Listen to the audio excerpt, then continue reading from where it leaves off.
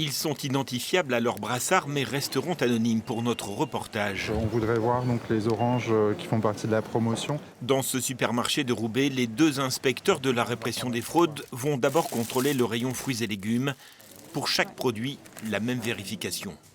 Alors on regarde les inscriptions qui sont sur les emballages. Et on retrouve du coup ici l'origine France. Et on regarde la concordance entre le prospectus, l'étiquette en rayon et sur le produit qui est déjà emballé. Contrôle plus poussé encore au rayon viande. Examen des documents d'origine des animaux, mais aussi traçabilité pour chacun des morceaux.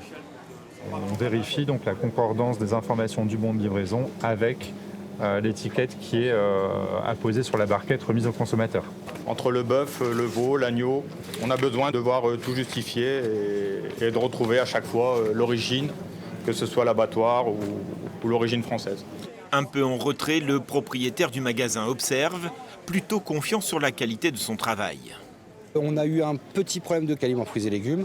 On a déjà eu des mentions sur la farce qui n'était pas bien nommée, mais jamais de problème important qui ne serait pas loyal au niveau des origines. Aucune francisation frauduleuse en tout cas n'a été constatée dans ce magasin. Mais en 2025, sur plus de 300 contrôles dans le Nord, le résultat est alarmant.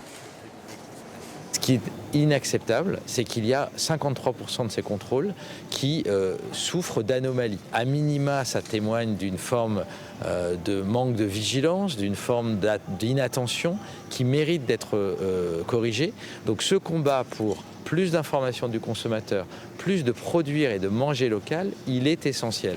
L'an dernier, les services de protection des populations ont dressé plus d'une centaine d'avertissements, 17 injonctions et 8 procès-verbaux pénaux.